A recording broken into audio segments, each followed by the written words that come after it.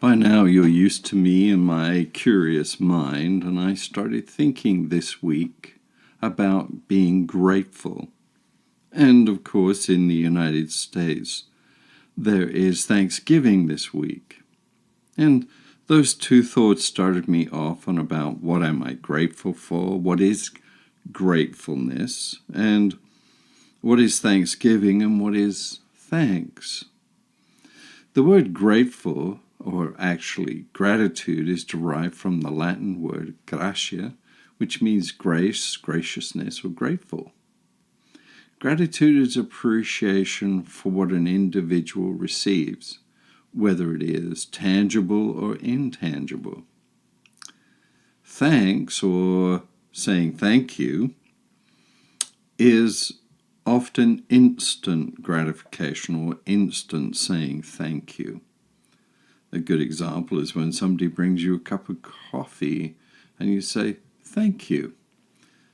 In fact, most of us have been, shall we say, socially indoctrinated as children to say thank you for when somebody does something for us. Thank you, Mum, or thank you, Dad. It's really just kind of an instant thing. Occasionally we want to say thanks or thank you. We might send an email or an e-card, an electronic card, or an actual physical card to say thank you. In many ways, that habit, that social habit, is sort of the part of the glue of creating a civil society where people are respectful and they say thank you and they acknowledge it. It's often, though, ignored in certain situations where people don't pay attention and somebody does something or hands them something from a counter and they don't say thank you, they just walk out. They might be preoccupied or otherwise engaged in their mind, but I'm noticing more and more that people have a phone up and they don't even sort of make eye contact with people. For a long period of my life, I was a service individual. I gave service to others, and I always really appreciated it when people actually acknowledged it. They didn't have to do anything else other than just sort of nod or smile or say thank you. So we have thank you, and we have gratitude. What's the difference? Well, I think gratitude is about both the tangible and the intangible. That's the easiest way to talk about it. I'm grateful for when I arrived in Canada, the way that people treated me, the attitude towards me, and the help that I received. While I was here in Canada, I got married and had 2 children, and I'm really thankful for that. And as an older adult, I feel a great deal of gratitude towards my children and the family that I now have, and the strength that they give me.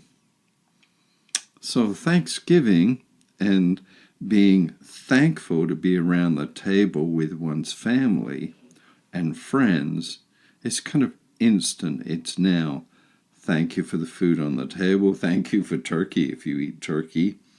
Thankful for your friendship and the way you are around the table. Yeah, you might say, you give thanks to the good Lord for providing the food. Now, whereas gratitude is deeper and I said intangible, it, however, having an attitude of gratitude.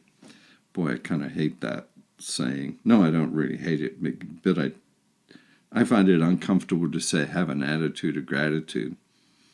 But having an attitude of gratitude will, in fact, extend your life. People who are being grateful or have a gratitude attitude brings out the best in you. You can appreciate life more. if you acknowledge all of the contributions and the things that have gone to make your life. When I was here in Canada, I arrived at 21, and I changed my career because of a back injury to become a teacher and a facilitator. And that was 2 years of study, almost 24/7. Not only did I go to facilitators training on a regular basis, but I put myself through coaching training and learning how to be a therapist. So it was quite a demanding schedule. And I wouldn't have been successful if it wasn't for the people around me at the time. I experienced such a sense of gratitude for their sharing of knowledge, for their sharing of understanding.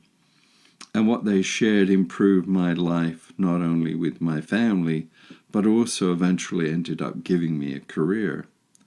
So they're not around, but I really appreciate them. I have an attitude of gratitude towards them. That's one of the reasons why I do this podcast. And when I'm walking out and about, one of the things I have great sense of gratitude for is that I live in a free and open society. And yes, I do want to acknowledge that there are people that do wish us harm in some way or another. People who want to steal our money, who want to steal our time, even our ideas or our affections. There are bad people in the world. To say that there aren't is to be, in a way, blind. However, having an attitude of gratitude is about noticing your neighbor and how good they are and how they treat you, and how when you're walking down the pathway, perhaps it's spring and there's primroses or crocuses or daffodils, that you have the freedom to walk around. To have a civil society is one of the greatest gifts in the world. And what I mean by a civil society is where people treat each other with politeness and recognize each other's differences, and yet that's okay. They treat us with profound respect. There are lots of places that doesn't exist in the world, and that is a shame for me, because I believe that I can contribute and help with that. So what does it mean being grateful?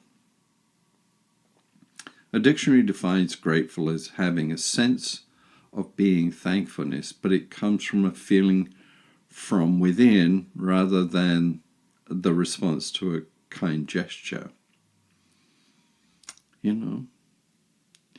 You can be thankful that your life is what it is, and you can be and have gratitude for the people that have helped you get there and be there. Now, both are worthwhile. It's not wrong to be thankful and express it. And random acts of kindness, as well as intentional acts of kindness, occur every day. And it's important to express our thanks for it. And not just because society says that is the polite thing to do, but rather thanking people for kind gestures. It does create a positive feeling within us, and over time, foster true gratitude for the people in our lives. It's fine to be thankful, but we should sense and strive to feel grateful about the things that are occurring around us.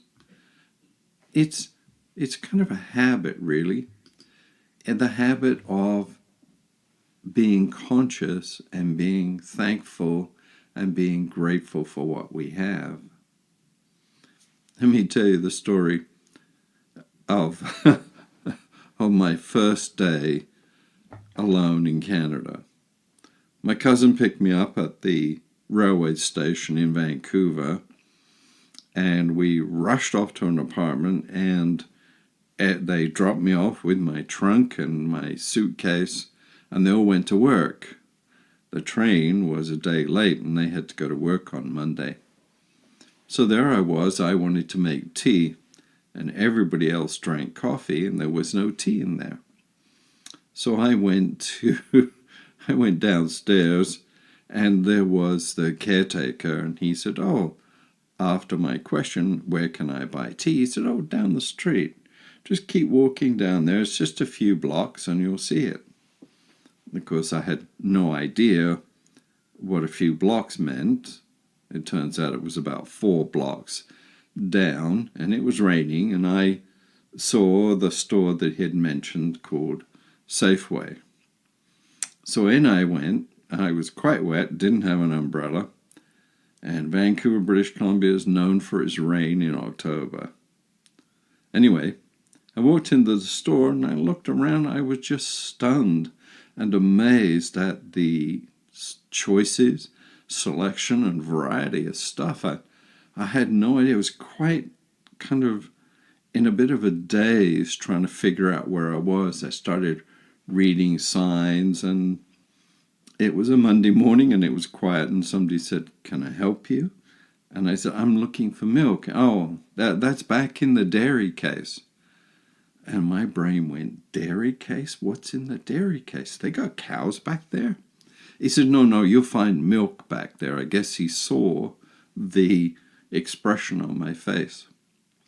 So I wandered back to look at buying milk. It's a simple thing, right? And there was a list in front of me in these shelves. There was milk, low-fat milk, 2%, and I thought, well, 2% of what? What is it? And fat-free milk or skim, what's that? But there it was, buttermilk. I thought, well, I'm just set. You know, back home in the UK, Gold Seal buttercream milk, that meant that the cream had not been taken out of the milk. It was just beautiful.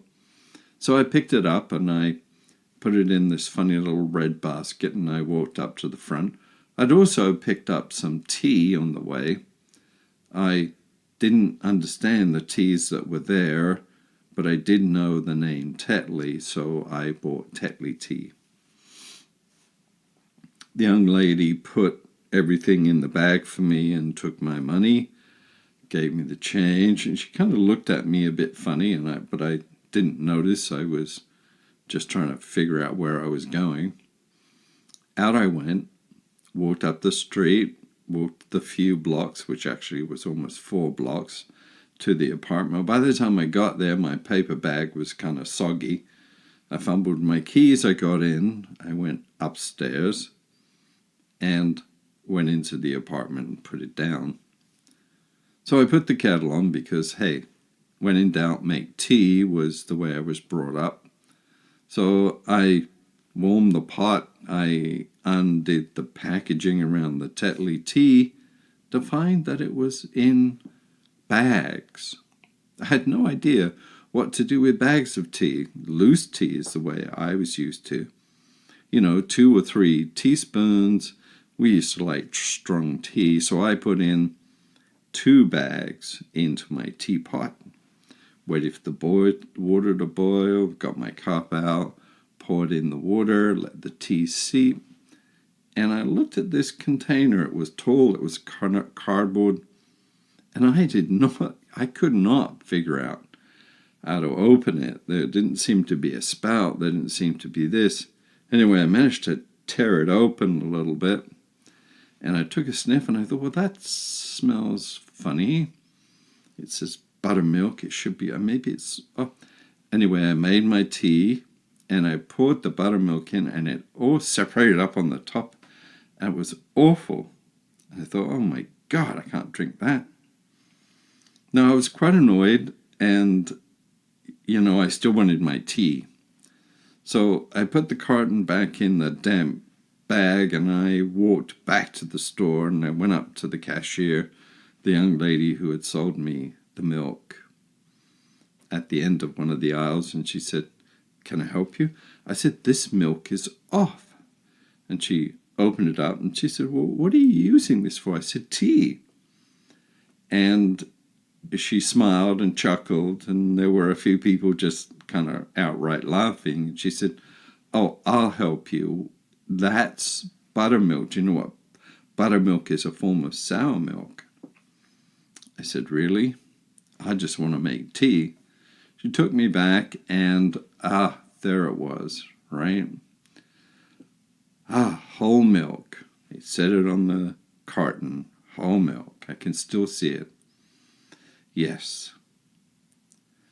So, with some humility and with gratitude, I went back and I made tea and sipped tea.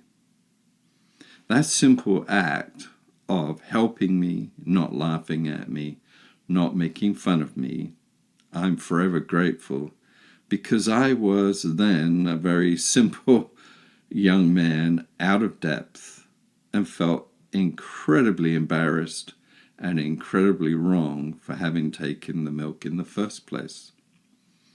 I had great gratitude for that young lady, and in general for the way that Canada treats strangers that arrive in the country. I've in fact done the same myself for other immigrants or migrants into Canada to help them. It's a difficult thing when you arrive in a country that you don't know, that you've given up everything that you know, you've taken a risk of your life, you have no idea what the outcome is, your security blanket, if you want, is gone. And it can be terrifying, and it can be awful. However, my experience was that I was treated extremely well, shown things that I didn't understand, explained that some of my sayings from the United Kingdom were not the same in Canada.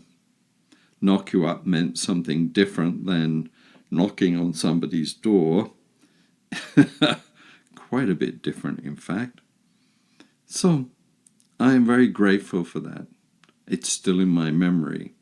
It's still part of me. It's intangible.